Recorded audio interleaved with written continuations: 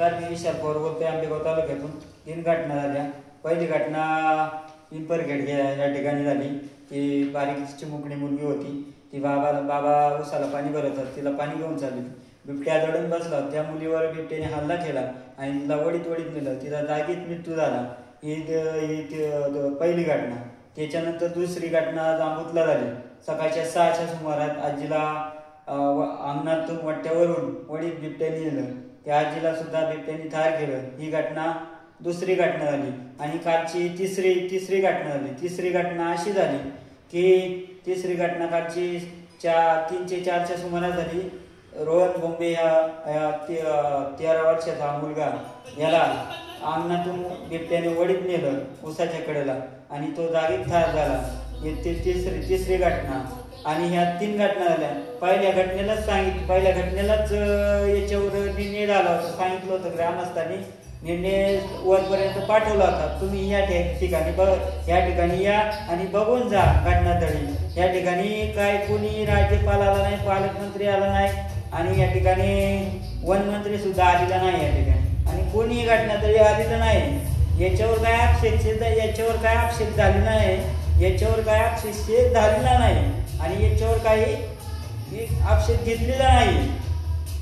याच्यावर काही निबंध लागले नाही, झालं नाही. याच्यावर काही तोडगा निघालाच नाही. याच्यावर राज्य सरकारने तोडगा काढायला पाहिजे होता. याच्यावर तोडगा काढलेलाच नाही राज्य सरकारने. मग अशा भीतीच्या वातावरणामध्ये तोडगा निघायला पाहिजे होता वेळेच्या वेळी. अशा 3 घटना घडल्या. तीन घटना अशा मृत्यू झाली. बारकाली 2 मुलं गेली आणि एक वयस्कर आजी गेली. सुद्धा अशा दीर्घवेळी 3 घटना घडल्या. 3ही घटनाच्या वेळेस जर पालकमंत्री येत नसेल, वनमंत्री येत नसेल, राज्यपाल येत नसेल तर याचं करायचं काय? या गोष्टीचं करायचं तरी काय? कुठं करायचं काय? करायचं तरी काय याचं मला सांगा. ही दखल मी घेतोय. माझी मुलाखत आहे. मी मुलाखत टाकतोय. मी लढतोय या शेतकरी या मुलाला न्याय देण्यासाठी मी मुलाखत टाकतोय. माझ्या मुलाखतीतून मी लढतोय.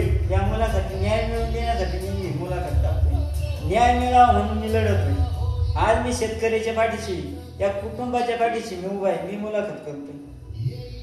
कोणी जर हे आंदोलन मागे होऊ शकत नाही. आंदोलन कोणी माघारी येऊ शकत नाही. या आंदोलनाला मी वेळ दिशी राहणार. हे आंदोलन मुंबईपर्यंत मी स्वतः घेऊन येऊ शकतो. माझी जेवढी ताकद आहे आणि हे आंदोलन मुंबईपर्यंत मी आणणार. स्वतः विशाल पवार या आंदोलनाला उभा राहणार आहे आणि स्वतः उभा राहणार आहे. स्वतः आंदोलन या ठिकाणी मुंबईपर्यंत आणण्याचा प्रयत्न करेल. जर या गोष्टीवर काही निर्णय जर झाला नाही ना, जर परत जर घटना घडल्या ना, मग हे आंदोलन मुंबईपर्यंत येऊ शकतं आणि येणार म्हणजे येणार. हे मुंबईपर्यंत आल्याशिवाय राहणार नाही. आता मी काही शांत बसू शकत नाही आणि मला पण राहलं नाही आणि माझ्या मनाला सुद्धा राहलं नाही. आणि या गोष्टी घडत गेल्या.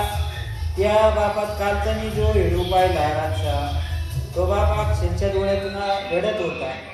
मी सकाळी तो व्हिडिओ पाहिला. माझ्या डोळ्यातून अक्षरच्या पाणी आलं. पाण्याच्या डोळ्यातून थेंब गळले. माझ्या मनाला काय वाटलं असेल. तो बाप रडत होता. मला साहेब, मला जगायचं नाही म्हणला. मी जगू शकत नाही. माझा मुलगा गेला. मला पिंजऱ्यात टाका म्हणला.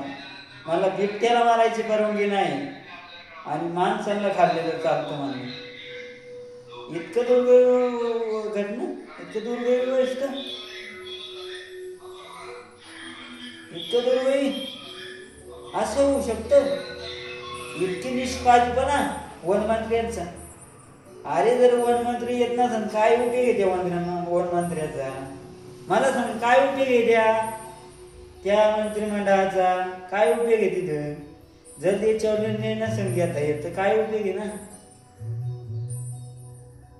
अरे पाठीशी उभं राहणारा माणूस आहे. आज त्या पिंपरखेड त्या ठिकाणी जे शेतकऱ्याच्या पाठीशी जो उभा राहिला, शेतकरी पुत्र उभा राहिला पाठीशी. शेतकरी पुत्र शेतकऱ्याच्या पाठीशी उभा राहिला. शेतकरी पुत्र उभा राहतोय शेतकऱ्याच्या पाठीशी. एक शेतकरी पुत्र उभा राहिला न्याय मिळवून देण्यासाठी. आज मी उभा आहे त्यांच्यासाठी. हा शेतकरी पुत्र उभा आहे या शेतकऱ्यांच्या पाठीशी. आज उभा आहे. या शेतकऱ्याला जवळ न्याय मिळत नाही ना, जनतेला जवळ न्याय मिळत नाही ना, तोवर माझ्या बाईक चालूच राहणार. जेव्हा न्याय मिळेल ना जनतेला तेव्हा माझ्या बाईट बंद होते, तेव्हा बाईट घेण्याचं मी बंद होते. एवढं तुम्हाला सांगतो. सरकारला सुद्धा माझ्यावर काय कारवाई व्हायची उद्या कारवाईला मी कधीच घाबरत नाही.